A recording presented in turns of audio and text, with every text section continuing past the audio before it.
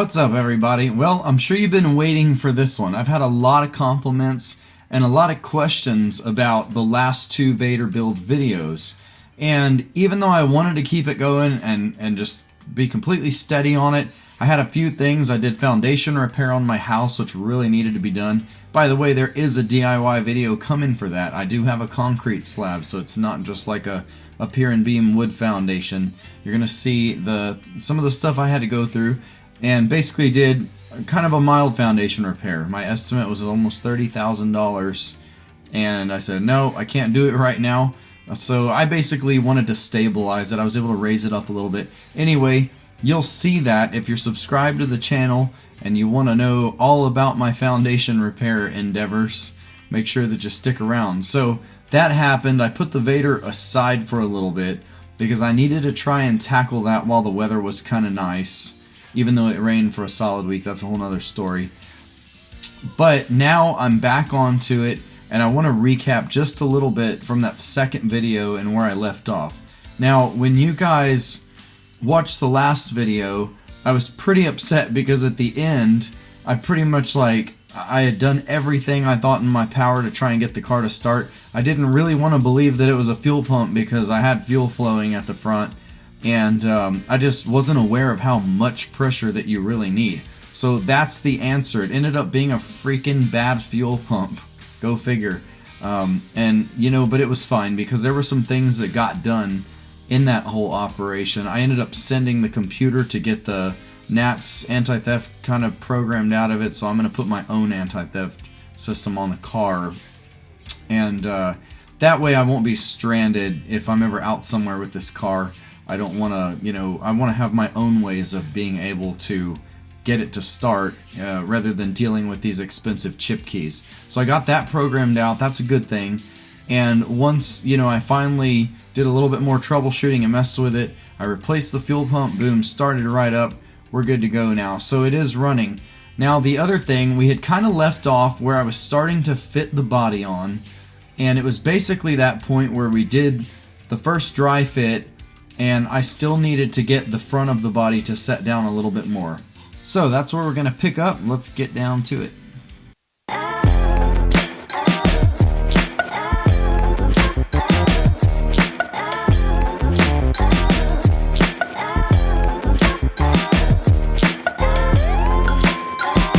Alright, what happens is when you get this body shell on the car, I'm going to tell you 95 to probably 98% of where this thing sets it's the only way that it's going to set. So for me, there were a lot of questions in the beginning of like, you know, how am I going to get it this way and that way, and how am I going to get it? You know, don't even worry about it, because I'm not going to say that this is easy, but when you start fitting that body shell on, there's a lot of things that you're going to realize. If this isn't happening, then this isn't correct. Or, you know, you're going to want it to slide all the way forward until the door pillar area comes down and it hits the door jamb of the car. Things like that. And if it's not doing that, you probably need to change something behind, like on the roll cage. There's a lot of little things that need to happen, but when you get the body shell to fit the way that it needs to go, basically it's molded pretty good. That's what I'm trying to say here, is that body shell really only fits in one place. You know, there is a little bit you need to do as far as centering the back. You know, you need to find a good measuring reference and make sure that the rear of the car is going to be perfectly centered before you get that roll cage welded. You know, a few other things like that. For the most part, when it's in place, you'll know. And I want to say that once I got the back centered and I knew that it was slid as far forward as it could go, the only other thing was making sure that it was low enough in the front. So your windshield support area needs to be able to go low enough. One of the key things here is if you ordered a Vaydor kit and you're following any kind of there's a little bit of a build guide out there, not really, you know, nothing super detailed. A lot of times I want to say they're saying it's about 2 inches that you would cut off the firewall, but it's probably closer to 3. So that's one thing that held me up for a little bit. definitely got to make sure you get that windshield seal down low enough. And once it's down to where it needs to go, the pillars are going to actually set on the roll cage. And that's how you know that, boom, you're done with that part. So when you get it to where the pillars set on the roll cage, they can't go any further. As long as you've got the roll cage setting properly on, you know, that there's another part of the guide that tells you where to cut those pillars off, and the roll cage needs to sit flat on the front of the car. As long as you've got that done, then you're going to have to keep working with the firewall to get the windshield seal to go down, and you'll feel it. I mean, you'll smack them and be like, okay, they're not going any further. There's no more movement. Another thing we needed to do was curve a piece of square tubing, because the windshield support area at the bottom needs to be very stable, or else it's going to probably flap and wiggle and move. So I took some 1-inch square tubing, and I have this really cool like bracket that you get from your hardware store.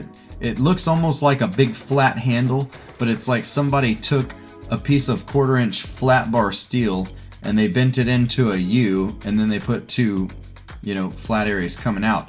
I'm not exactly sure what these brackets are called, and what I basically do is I put some really long screws into a tree. I'm talking some 6-inch, like, you know, Torx-driven screws into a tree, and that's like my pipe bender. So I'm able to stick the piece of square tubing in there and work it kind of around the tree, push it in a little more, and that's how, if you're wondering how I got that curvature for my windshield support bar, that's how I did it.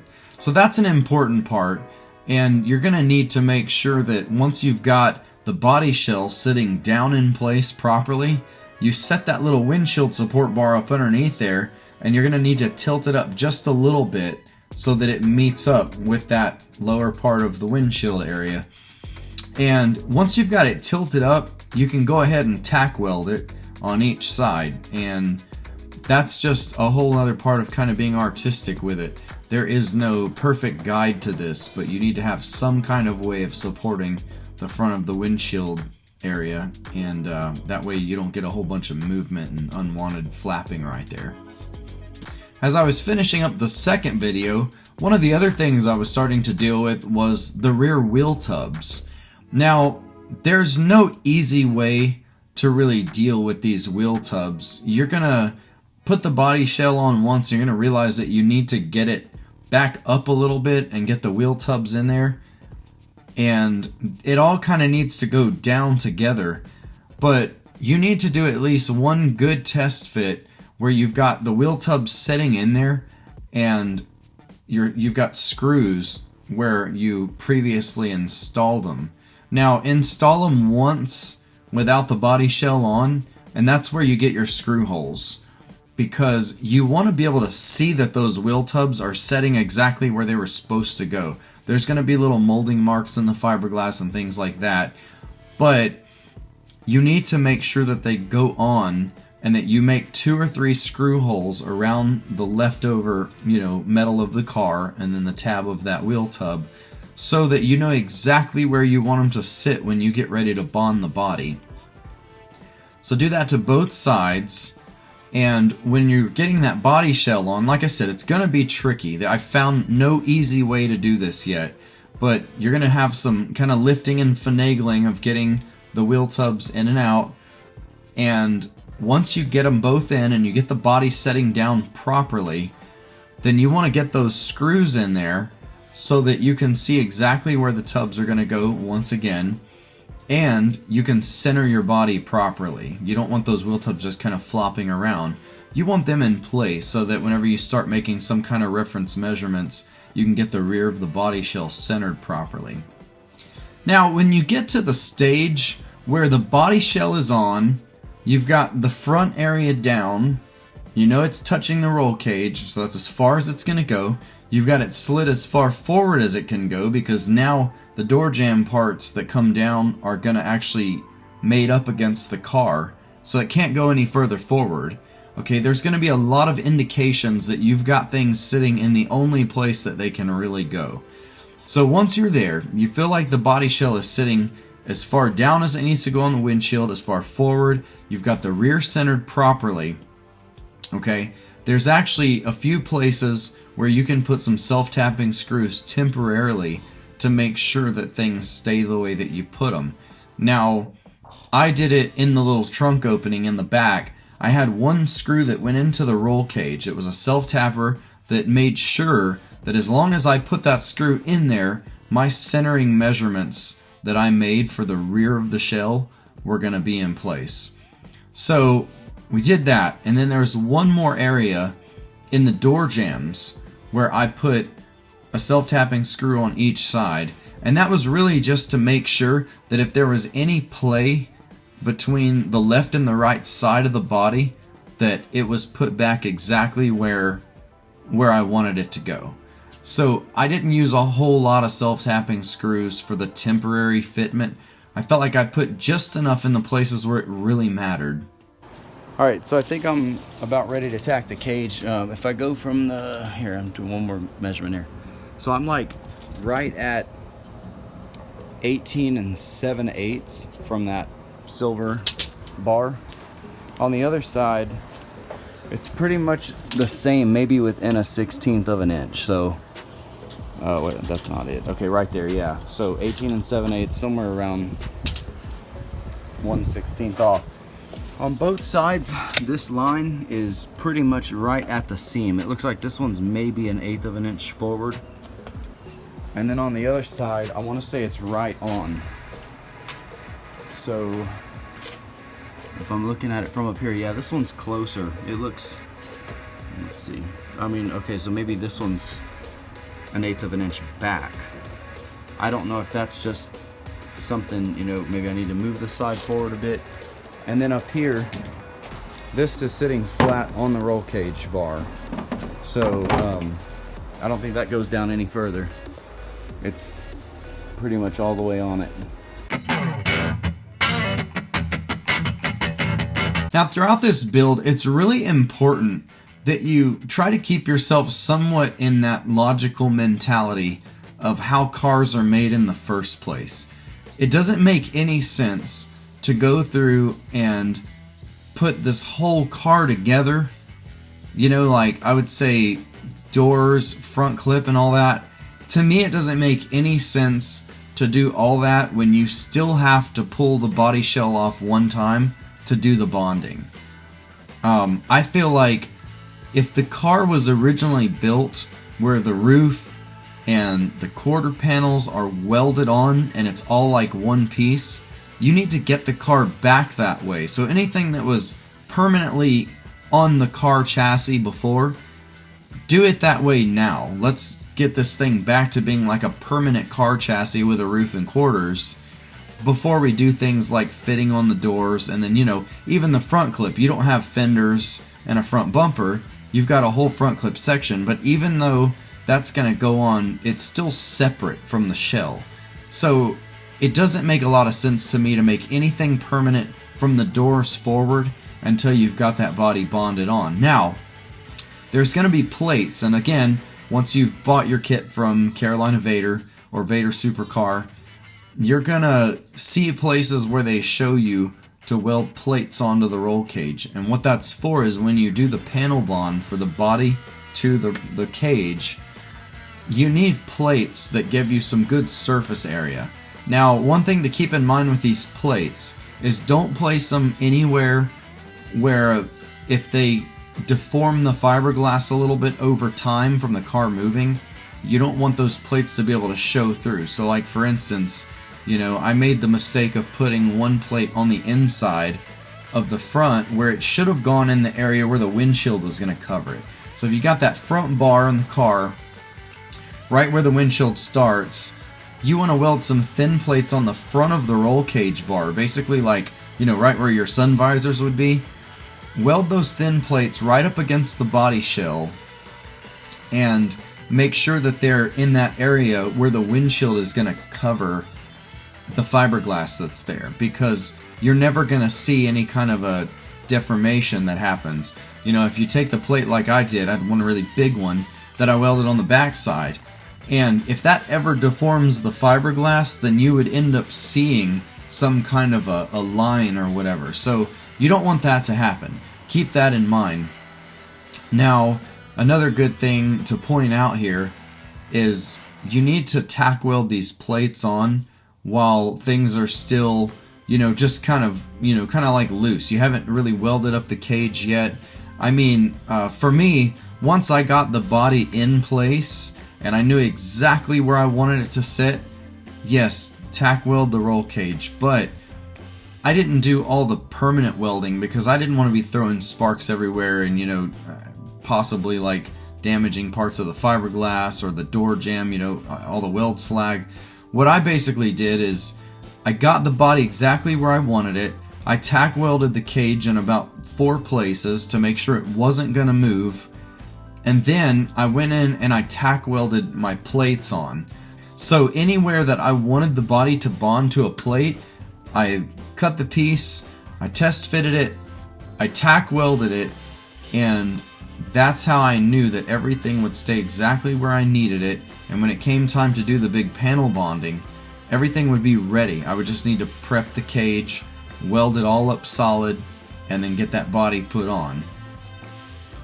So tack welding the roll cage in place, I treated that as a pretty big step because I didn't want to do any welding until I knew that that's where it was going to stay. I mean, sure, you do the tack welds, so if you absolutely had to, you realize something's messed up, you can go back and cut them easier, but I wanted that to be it. When I tacked it in place, I didn't want to have to cut it free, which I didn't. So that was a good thing. Once I knew the body was exactly where I want it, everything just kind of seemed to be about as good as it could get. That's where I decided it was time to at least tack weld that cage so I knew that it was going to stay in place and I could pull that body shell back off. And of course you got to remember, you got to tack weld all your bonding plates in place. So hopefully by now you've kind of decided where you're going to put them. Typically 3 across the front bar, right under where the windshield basically sits. You want to bond 3 plates there. And then of course the ones in the back that you'll see throughout the video as well. Also, you had plates that you needed to weld to the roll cage where your door latch goes, because you can't just latch the door into the fiberglass body. So that's another thing that needed to be done while your body shell is on. You need to do a very dry fit of the doors and see exactly where you need to weld a plate. And I think I had a piece of I want to say it was probably 3/8 thick steel. I don't think it was quite half, but I had some 3/8 steel and it was probably about 1.5 inches wide, and I welded a 4-inch strip on the outside of the cage, and that's what's going to catch the door striker. So once your body's on and you're finally fitting up your doors and you're ready to get the latches put on, you should have a piece of metal back there behind the fiberglass jamb where the bolts are going to go through that metal. That's very important because you'll rip, doors aren't going to stay closed with just some fiberglass. So I took some rectangular tubing and I cut one side of it out, and I made these long C-channel deals. They're kind of like, you could call them steel hands, I guess. Welded a ring on it and put a screw right there just so it holds it while I rig it. You want to remove those screws because you don't want them punching into the fiberglass. Once you get it rigged, you can do that, but I just needed them to hold on. So it's going to be kind of like having hands around it. I've got 4 of them. There's one over there, same thing on both sides. So that's what's going to help me lift. And of course I'm going to go slow to make sure it's not causing anything. I lifted it before with just rope, so hopefully this is a little bit better. Of course, you guys know the way that I work. Typically at nighttime, I love working at night, and I'm pretty much always by myself. So I have my trusty hoist mounted in my patio area, and it was strong enough, once you get the body kind of rigged in a way where it's gonna set nice and balanced, that takes a little bit. I think I had to raise and lower the body a few times when I was taking it off, just to make sure that it was gonna go up pretty straight and that it was gonna be easy for me to get it back on that way.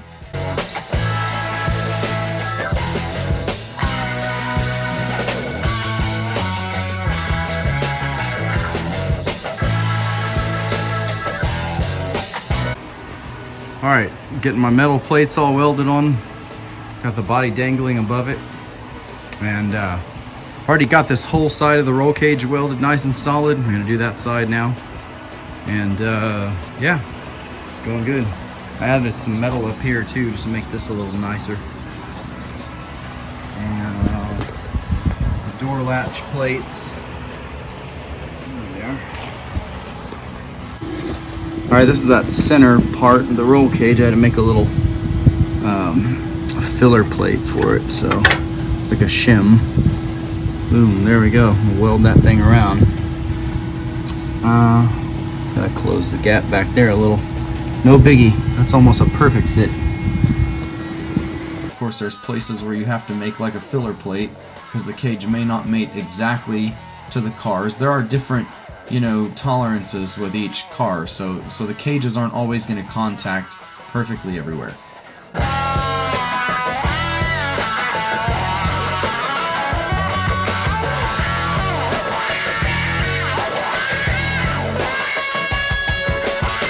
So with the body shell pulled back off, I'm getting a lot of welding done. We got all the points of the roll cage welded really nicely, and you know, there were some places that I added metal in, especially up on the front, because I was really trying to build some strength there, especially where that windshield support bar was. Since it's only welded on the ends, I put some little gussets on the side so that it would really help stiffen the curved area and keep it from, you know, rocking up and down much. Alright, just a quick run over. So the windshield support bar, been real nice, got in all the plates for the panel bonding. Hopefully it's enough. I guess if not, I'll have to go weld new plates in afterwards and bond them with a thin syringe or something, but that got welded. Nice. Had to do a filler plate there. All the way around, all the points of the cage are welded. The back you can't really see because it's dark. There's that one. Same thing there. There's the door plates that I had to put on, so the door latch will bolt into that. I think that's 3/8. Didn't go quite ½ inch. I think it's 3/8. More plates. Panel bond. Welded that up really nice and solid here. So yeah. Hopefully I'm doing this right. I gotta sand the fiberglass where the panel bond is gonna go. I gotta sand the plates so they're nice and clean, and anywhere else that I'm gonna bond and get it prepped real nice, and then we'll get this thing on. It is now 3:50 in the morning.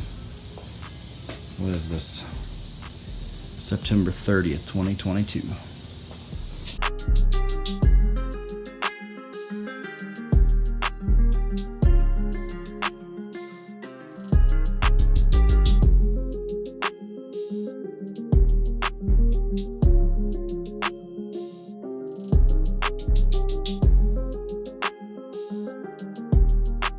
Alright, so this is a cool place to be. Once you've got your body shell back off, let's say that you've welded up all the points really nice, make sure that you get a hold of the panel bond, and it's the 08115 3M that I've been using, which was recommended by, you know, the main builder for Vaydor Supercars.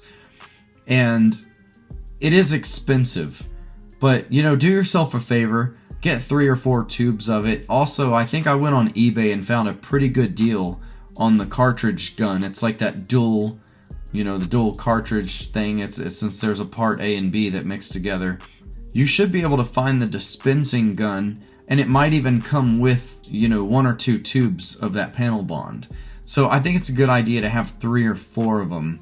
And it really depends on how much that you want to put in how many places. I mean, you know, you're going to want to bond the wheel tubs to the body that's left. Of course, you're going to be bonding to all your metal plates. And then, of course, a little bit to your windshield support bar that curves in the front. You know, there's other places that you're going to need, once you've got the body set on, there's other places that you're going to go back and bond to kind of touch up your work as well. So it's really important that you have enough of this stuff. You don't want to run out halfway through and just end up having to set the body on and then try to figure out how to get panel bond in those places that you can't get to now. That would be a little tricky. So lots of little things like that. You feel like you've dotted the I's and crossed the T's. You're going to be at that point where now it's time to get your body shell ready and get your panel bond ready to get everything mated together permanently. Now, you want to definitely clean up your metal plates, sand them good with some 36 grit sandpaper. Also, anywhere that you plan to bond the fiberglass body needs to be sanded pretty good. You want to have it nice and flat, have that 36 grit, scuffed up really good anywhere that it's going to bond, because you need as much, grip as you can get for that panel bond so nothing ever pops loose. Alright, ready to bond the body, and this badass looking gun here that mixes the epoxy or the panel bond, 08115. $200 for this gun, 2 packs of the adhesive, and some nozzles. This could be an expensive mistake if I don't get it right. Yeah, expensive. There you go. Alright, so on the body shell, with the areas that are going to be bonded, you've got them cleaned, you got them sanded, ready to go, and then you've got your roll cage in the areas on the car sanded and ready to go. You're pretty much at that point where it's time to bond. So install a cartridge in your dispenser and just go around and put the panel bond anywhere that you know it's going to mate up to your body shell. And with this stuff, you have about 90 minutes. So you're going to want to get it in as many places as you can. The wheel tubs, like I said, with everything are a little bit tricky, but you might be able to put at least a bead of the panel bond on the car where the wheel tubs are going to go. That way, whenever you put them in, at least there's something there to start you out.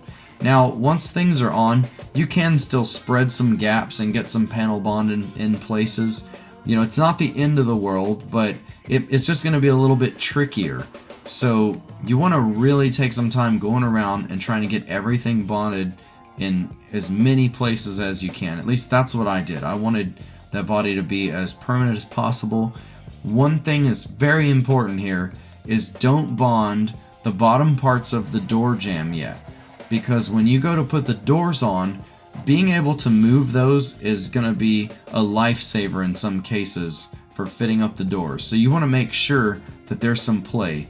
So that's one of the things that I left out for now, is until I have those doors exactly where I know that I want them, I have not bonded the bottom of the door jambs to the original car body yet. So whether you're doing this with a hoist or you've got other people helping you out, it's going to be a little tricky either way, but it's totally doable, and you're just going to have to work it on there little by little and make sure that things are going exactly where they need to go.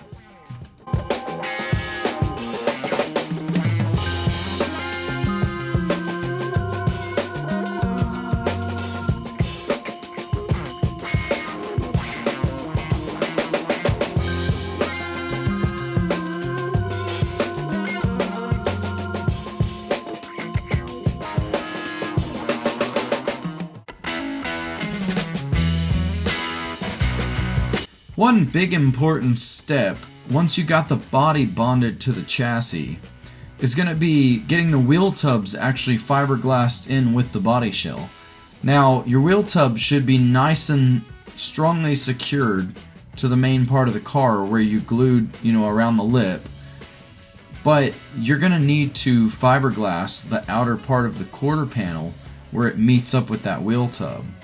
Now, this isn't a terrible job, but of course you're going to have to be a little bit strategic with how you plan. Of course, with resin, a lot of people use too much of it.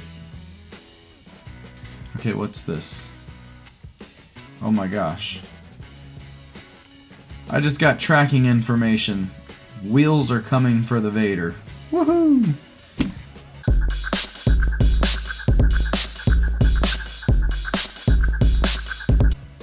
Okay, well that's a cool message. Back to what I was saying. Get these wheel tubs bonded, or not bonded, get them fiberglassed to the outer part of the quarter panels. Everything is going to stiffen up real nice at this point, and I'll kind of go through the process here and show you what I did. Alright, so I've done the passenger side wheel tub, and I haven't gone back to do all the fine trimming yet. I just rough cut it to get all the nastiness off. But basically it goes in here. It kind of goes at a slant back because you're cutting the wheel tub further back than the actual, you know, curve. So you want to cut that back, and then you're going to kind of fiberglass to it. One thing that's important is the sanding. You got to scuff it up really good with some 36 grit anywhere the glass is going to go. And also you want to make sure that in here you get quite a bit of surface bonding to both areas, because you don't want it to just barely touch here. And I think what I'm going to do on the other side is I'm going to actually cut close to the ending curve first. I left the excess when I did this one, and even though I still have some nice thickness, I know it has some surface area to stick in there. I think on the other side I'm going to do this part first so that I can more accurately trim the wheel tub back and know exactly how much that I want, and I won't have to shave as much of that off. So that's probably the way I'm going to do it. I had to add a little bit here because this was so thin, the wheel tub, it was just a real thin, you know, precast. So I added some glass to it. I'll go back and sand that real nice. And also still need to, you know, like I said, got to do the detail trimming, kind of final sanding, clean everything up. But this gets nice and solid when you have the wheel tubs panel bonded in.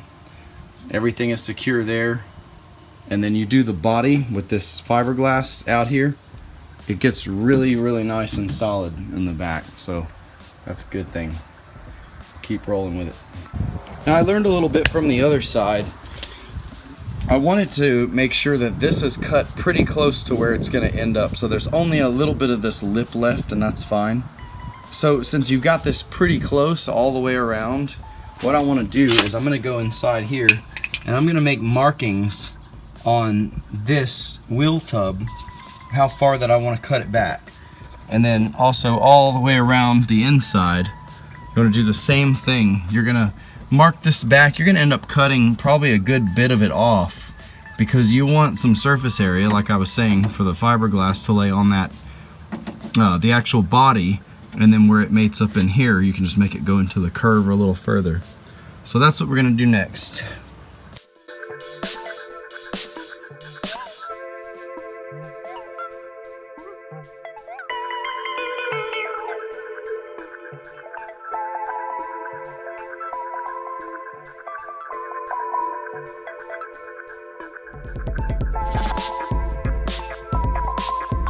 So at this point I'm pretty happy with how those wheel tubs came out, and I'm gonna trim very roughly around that curve and just try to get a lot of that, you know, there's not a whole bunch of excess glass, but just some of the little sharp pieces I kind of want to get rid of. And then when I get ready to start working the body into the primer and paint process, I'll go back and fine trim and sand all those things, especially getting that curve of the quarter panel, the wheel well just right. Things like that. You definitely have to be kind of artistic with it. Now, in the midst of doing all this other stuff, I have played around a little bit with fitting on these big Lambo style door hinges. The only thing that we really need to note as far as the hardware goes, I went to the hardware store and I got some stainless steel bolts that were the same thread as the original door bolts, but they're a little bit longer. And I was looking somewhere around, you know, a 1/4 inch to maybe a 1/2 inch longer, because these hinges are so thick and heavy that you can't really use the factory door bolts. You're just not going to get enough thread engagement. So I got longer bolts, and then I got some nice thick washers that ended up fitting perfectly. I can't remember exactly what size these washers are, but I was able to find them and got them to fit just right on the hinge. So you've got, you know, a good size washer, just like the factory bolt, which, you know, is what you want. You want it to have some good solid, you know, surface area to hold these hinges in place.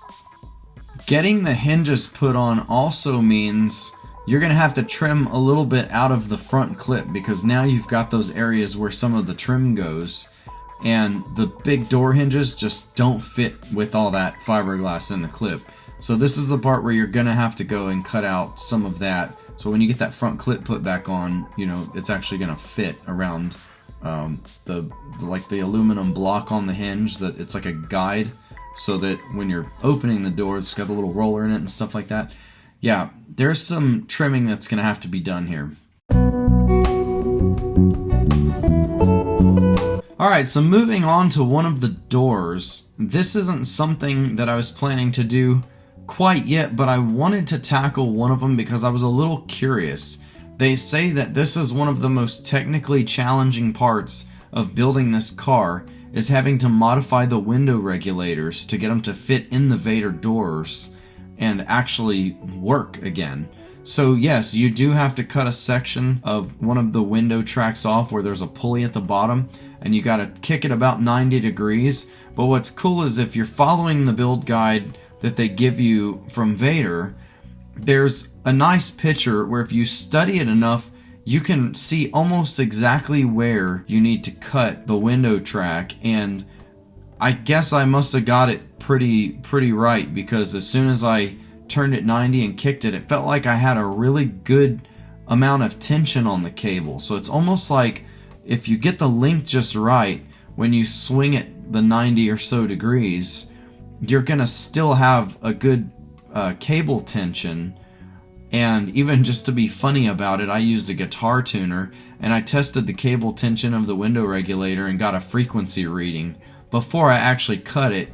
And then when I put it back, it was only off by a few, frequency cents or whatever. So it was really cool that it worked out that way. I was glad that I tested it. But that's very important, is getting that tension, kind of right, getting that little piece that you change in the right place, and also being able to eyeball it from underneath. I had the door setting up on a table, and then I had the area that I was, messing with on that window track. I was able to kind of get down at eye level and make sure that whichever way I tack welded that little section of the pulley, you need to make sure that the cable is going to run freely through everything and it's not going to end up rubbing against something. And then there's also a little bit of metal that needs to be shaved off on one of the pieces. You'll see it, that if the cable, as the slider for the window travels down, the cable angle changes. And if it changes enough, it could potentially hit that piece of metal, and over time it would end up probably cutting the cable. So there's that little piece that kind of bends up that needs to be shaved away. And again, we'll kind of pinpoint this stuff in some of the videos if I took, but you'll know exactly what I'm talking about whenever you get to this part. Alright, so I've got the black plate cut down. This is the part where you got to cut the window regulator and turn the pulley, basically to get this thing to fit properly in the door. I've replaced lots of window regulators in my BMWs, but I have never wanted to modify one. So here we go. Let's hope for the best. Now what you're seeing in this video is I was taking some time to look at my phone and look into the Carolina Vaydor build guide, because there was a really good picture where they showed you this little section of the pulley where you have to cut. And if you study really, really well, depending on, the markings, and you look at that picture, try to get your measurements as close as you can so that when you cut this piece off, you're pretty much making it identical to theirs. Now, you're also going to see that I'm kind of getting down and I'm eyeballing the angle of the pulley and making sure that that cable is going to go straight, as I've kind of mentioned. And this is just really important. If you're going to kind of rebuild this window regulator, or this little part, and you want to make sure that everything right here is as good as it can get and it's not going to give you any trouble, because you definitely don't want to be going through, having to fix this again later. Okay, a little bit about this window regulator modification that I'm learning. I'm going to try putting it the way that it is. I didn't weld it flat in there because I didn't like the way that if you welded it flat with it, the angle of the pulley seemed like it would almost get the cable to want to jump off. So right now, I know it's hard to see, but I've got the cable running where it doesn't hit anything. The tension is pretty good. You can see it runs right through where it needs to run, and the angle of the pulley is good because it's not trying to run off the side. Now, I don't know for sure if it's going to work that way and how close to the build guide you have to be, because theirs, it looks like this part is welded really flat. But here's what I did as far as the tension. Now, I don't know if I always get this lucky, but what I did was before taking this thing apart, I checked it. I have a piano tuner app. It's very accurate, and this might be a little OCD, like I said, but hey, if you can check it, why not? It's called Pano, P-A-N-O, but I use it for piano tuning. And what I did was I strummed this cable as if it was a guitar string, and so see, we're reading about 141, 140. The tension from the factory was 138.9, and I don't think I could get any closer than that. I mean, that's crazy. I didn't even think I'd be within 10. There's 139.3. So basically 138.9 is perfect, and I'd say I'm close enough. So if you want to check the tension, that's a way to do it. So I'm going to take the cable off so I can weld this a little bit more solid, and then I'm going to actually put it together and test it and make sure it works right. But I feel like this might just be a little bit more, you know, I don't know, there might have been a way where they welded it flat and got the cable angle good and stuff, but for some reason it just didn't seem like it was sitting right for me. So we're going to try this. Alright, so currently at this point I have one of the regulators done and it's working fine. It seemed to be really smooth, so there's no doubt that I can knock out the other side. And since it'll be the driver's side, hopefully I can do things a little bit better. When it comes to building the rest of the door, there's a lot of little tedious things, okay? Really take your time with the doors. When it comes to handles and things that you're going to have to use a lot, you know, you don't want to do this quick and less than good quality. I mean, you want to try and get all this as good as you can, because you definitely don't want to be, you know, causing problems every other time you open a door, having to go back and fix it. That would just be annoying. Alright, once you get to the door handles, what I've done is measured the old door from end to end. It's exactly 9 3/4 from there to where this cut's gonna stop. Now what I looked at is pay attention to things like this cut literally goes right to the edge of the curve. Now I don't know how accurate the Vaydor door is with that, but I'm gonna start here because I know that the piece that goes there is still gonna cover, and it's gonna work that way. So 9 3/4, once you get that, and here's what I do. You need to nicely wrap a straight edge. I'm using 80 grit sandpaper. Put it against one edge so that you can run all the way like sharp if you want. Then wrap it around one side, and this gives you a little bit of radius, but it's still pretty sharp. It's still a pretty sharp corner. If you want radius, I mean, start with drilling holes, and that's what I did on the corners. But use this as like a file, and that's how you can really fine-tune fiberglass work. I used to do this on the airplanes a lot. So what I'm going to do now is, once I know that I want that to stop right there, I'm going to take that 9 3/4 measurement I got from the door, and I'm going to mark over here so I know exactly where end to end of the holes should be. And that should help me get started fitting in this door handle.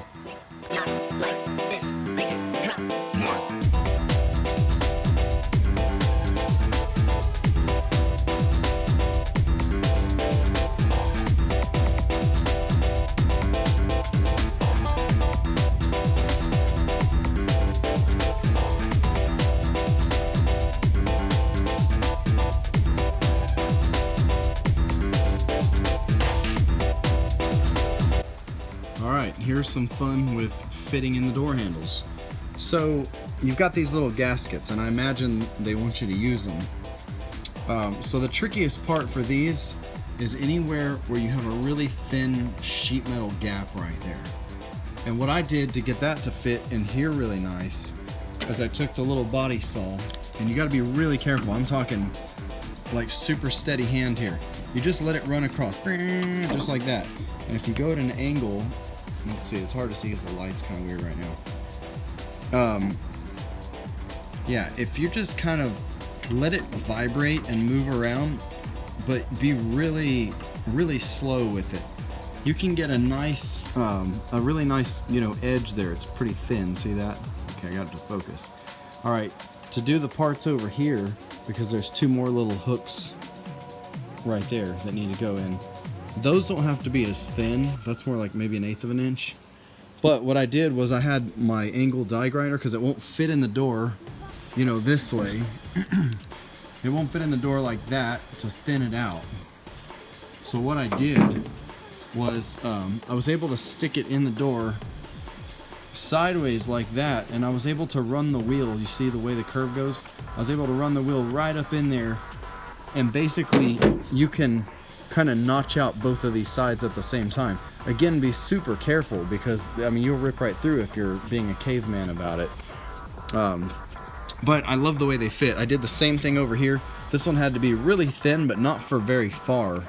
So it's another one of those little sheet metal gaps. That's all you have. So those hooks don't need as much. Now, even though you get these to fit, when you start to try and fit the part that goes on the inside, the carrier, there's a chance you're gonna have to take these back out and do some more shaving, because that piece is gonna need to fit as well too. So take this one step at a time. Like, seriously, leave a finished product behind, because if you mess with a thing and mess with another thing, you're gonna end up with 10,000 unfinished things to come back to. So I got a nice little fit. Kind of, let me see, I can't do it holding the camera. So push that in kind of nice, and then once you get these two pieces to hook back here, I'll show you once it's on. Okay. Nice, tight, snug fit for that. And you don't want to force it, because then the other, you know, the actual door handle won't go through. So you need it to fit right. On this one, same thing. It just kind of slides in the way it should, where I thinned it out. And then you've got these two little pieces that hook in back here. And once I got this one, I'm pretty happy with it. Okay, sorry about the camera. And then basically after that, you feed these little wires through. I don't know what all this junk is on my door handle. There's a button on it. I don't know if it's some kind of theft thing or some kind of unlock deal. I never knew much about these G35s before I owned one. So see, I get the door handles sitting real nice. This one slips perfectly through without a problem. Here, make sure that's down. And then, boom. This piece is nice and snug. Like, I mean, literally, it's perfect. It just goes right in. So, I love that. And there you go. That's how I fitted in one of the door handles. Glad this is only a two-door car. So, I'm good with this for now, but like I said, when I go to put that carrier piece on the inside, there's probably going to be more adjustments. So you're going to have to take this stuff back off and make adjustments to get that piece to fit, and should be on a good road to getting this done.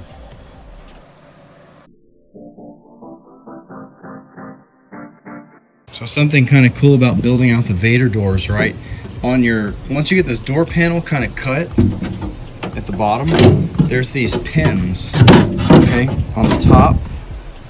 All right, every now and then they give you these little hints to help you. They already have indentions in the fiberglass. I already found that one. So that's going to tell you where these little guide pins go. I'd say as long as you go to that, you're going to be pretty close.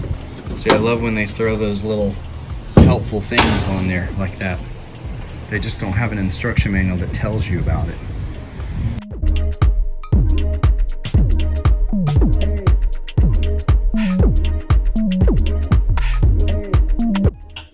Okay, so if you're ready to attach your doors, one thing that I did that seems like it was really important, it helped out a lot, is it was all about how I had the hinge installed and how well I had it adjusted. When I got the door to set on the body, of course without window regulator and heavy things inside the door yet, I was using just the door shell. Now one thing you got to do is at the back of the door where it meets up with the body, you're going to have that lip, and it's usually pretty thick. Now a lot of times if that lip isn't just running at a perfect 90 from the face of the door, it's going to be at a bit of an angle like this. And if you can shave down that edge a little bit, I'm not saying trim, you know, past the part where it rolls over to the door face or the skin, but if you can shave down that angle a little, like back here, it's gonna help the door fit in a lot better. I mean, mine was so close that I just had to shave it in a few places, and I had to adjust the hinge pretty far forward, and that's before trimming the door. They do say that, I think in some or maybe all cases, they expect you to have to trim the door a little bit at the end. But so far I haven't had to. It's really going to come down to just a little bit of shaving where the gap is, you know, just so it's going to be very minimal. But I've got the hinge pretty far forward, and that's the key. If you can get the hinge adjusted properly where the bottom and the top platforms are going right against that hinge face on the door, it's going to help hold the door on a lot better so that you can get a really good visual and see how you're aligned at the back, you know, and how it's sitting in the front. Another thing that I did is I took a paint stirring stick and I set it right underneath the front edge of the door. That way, if I were to bolt the hinge on exactly where I had the door sitting, you would have a little bit of a pre-lifted area, so that way, you know, the door is going to bolt on and it's not going to be bottom edge of the door hitting the rocker panel. You know, there's going to already be a little bit of pre-gap there. So those are just a few highlights when you're trying to fit the door on, but that's a big one. For me, I felt like getting that hinge adjusted, even if, you know, you had like the top hitting the door, but the bottom had a gap, you know, you just turn that hinge a little bit until it seems like it's fitting right up against the door. You know, you can basically set the door shell up to the body and get it to practically hold itself because you get that hinge adjusted so perfectly before you even put bolts in it. That's what I recommend, and it seemed to work out pretty good for this so far. Now at this point, remember, those rocker panels aren't bonded yet. You should have the rest of the body bonded, but we left those bottom sections loose because you wanted to be able to move them a little bit. What you want to do is try to figure out about where they're going to sit and maybe put one self-tapping screw in so that they don't move. And that's why a minute ago when I mentioned sliding a stirring stick under the door and trying to get the gap just right before you drill the bolt holes, that's something that is going to have to be somewhat stable. I mean, if that rocker panel is just sitting there movable, putting a stir stick isn't going to do any good because it's just going to push it down. But if you can get it to sit right about where you think it will, and then set the door on it, you know, raise the front and get a little bit of a gap with a stir stick, it might put you pretty close for everything. You know, I mean, at some point you're going to have to drill these bolt holes and hope that you've got them exactly where they need to go, which I did it once. I didn't have any problems. But the part that matters the most at first is that when you bolt the door to the hinge, you need to make sure that the lines at the back are going to match up to the lines on the quarter panel. And I found it kind of beneficial. And I found it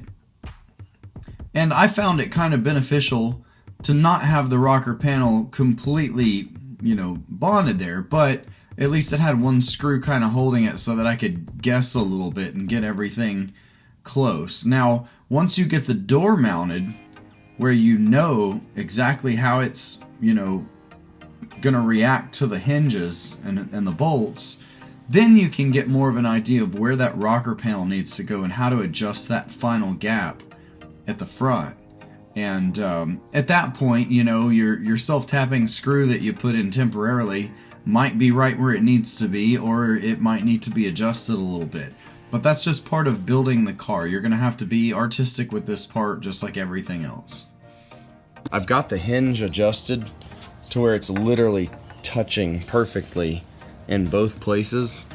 And then I set a stir stick down here because I felt like maybe that would give me a little bit of a pre-gap. But then again, I know you can move that part, so I don't know if that's necessary. Back there, I feel like I've got it lined up pretty good as far as the angle of it. It's pretty even. To go ahead and drill, you know, one of these holes, maybe the top one to start with, and see how it hangs. Looks like I need to trim a little bit up here too, just to get it to go a little further, but not, I don't know if it really needs to. Overall, getting the doors hung wasn't actually as bad as I thought it might be. I wasn't sure if I was gonna have to do it a couple times. The plate that's inside my doors is aluminum. So keep that in mind. If you were to misdrill those holes, you probably wouldn't be able to weld them back up unless you weld aluminum. I don't have the rig for it here. But for the most part, it's all going to come down to, like I said, get that hinge adjusted just right where it cradles the door in perfectly. You want both surfaces of the door hinge to sit nice and flat against that door, and then you want the back of the door to meet the body lines really nice. And I would say if you can get it to that point, as close and as nice as you can get it in there, drilling the holes and getting your doors hung should not be a major task. It wasn't that bad, but you do want to definitely take your time and look around at everything, make sure it's good to go. So once we got to this point, the doors want to hang open a little bit. It's almost as if, you know, the hinges stop a little too early. So when you get your latches installed, you might notice that you're gonna have to push the door. It's not just gonna be the spring in the latch, but it's gonna be the springiness of the body as well. And I haven't quite found a way to remedy that yet, but I imagine as the car gets built, I'll figure it out sooner or later. There's got to be some way, and it's not a huge deal, but you can just kind of feel the hinge flex a little bit when you get that last, you know, inch or two of the door needing to close. It feels like everything up at the front is just kind of having to flex a bit to get the door to sit, you know, flush. So we'll get that figured out. I'm not too worried about it. But for now, I've at least got the doors hung where I know that they line up correctly, and we can move on to a few other parts of the build.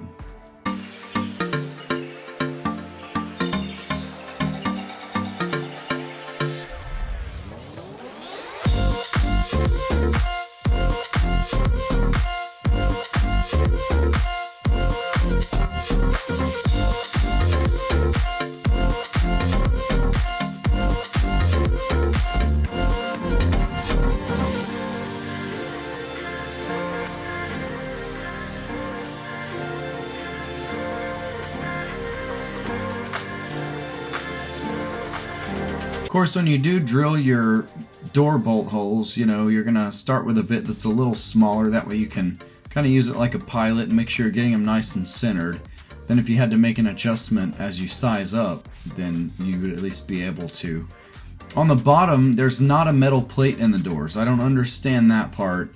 They should have metal plates in the whole front section of the door so that you can just thread it out. But for whatever reason, they only put fiberglass at the bottom of my doors. So I'm going to have to go in, once I've got all the doors pretty much ready to go and kind of, you know, put together, I'm going to go back in and I'm going to install plates on the bottom of the doors where the bottom hinge goes.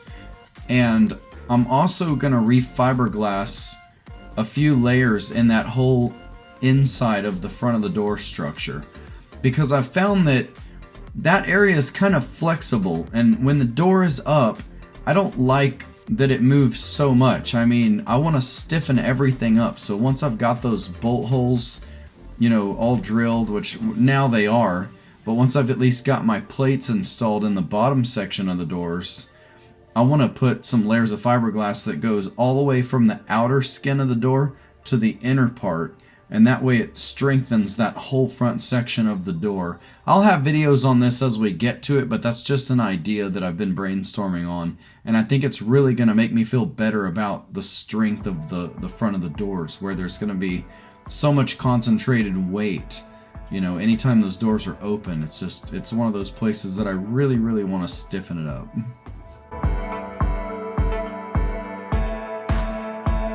Throughout the build so far, I like to focus on a certain task as good as I can, but sometimes, you know, the same thing can get redundant, and I'll just want to put that down and kind of move to something else for a bit. You know, it might be just a nice break to go cut out like a window or trim some areas that you know need to be trimmed, you know, things like that. So what I've done is I found that throughout the build, I'll go and do things like cut out the headlight holes or go trim the door jambs a little bit, you know, try to slowly get everything a little bit closer to where it needs to be, instead of, you know, getting to like the bodywork process and then doing all this stuff then. It's just been kind of fun for me to do it that way, so we'll do a little bit of that. otherwise, we're moving along pretty good, and I definitely can't wait to see this thing finished. It's going to be a really, really cool looking car.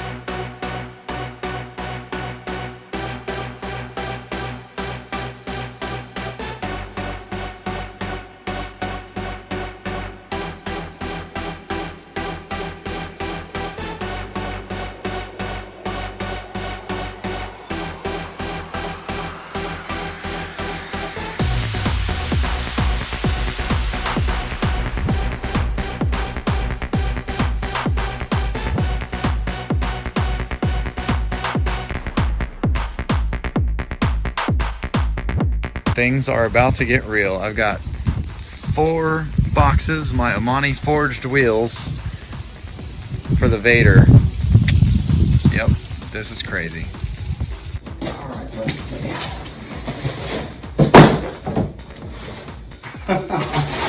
These are so freaking cool. Oh my gosh. Wow.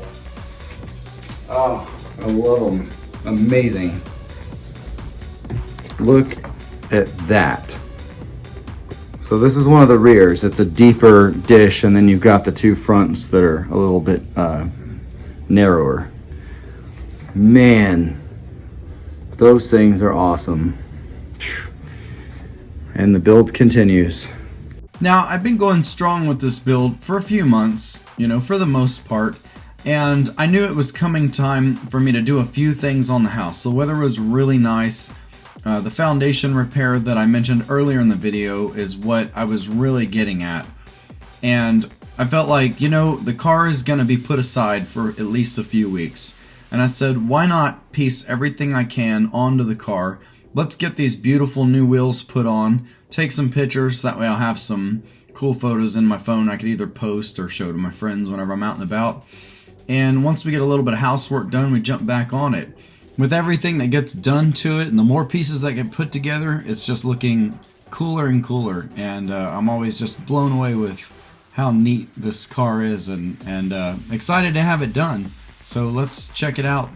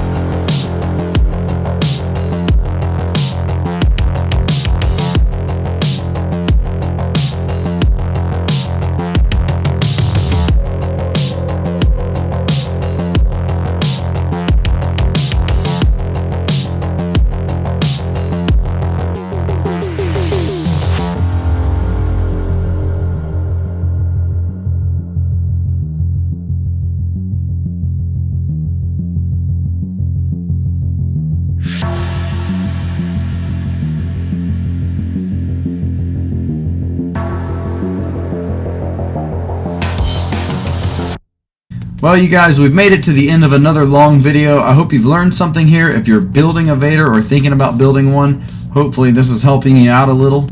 And stick around. We'll see you guys next time. Should have another video out soon. Cheers, everybody.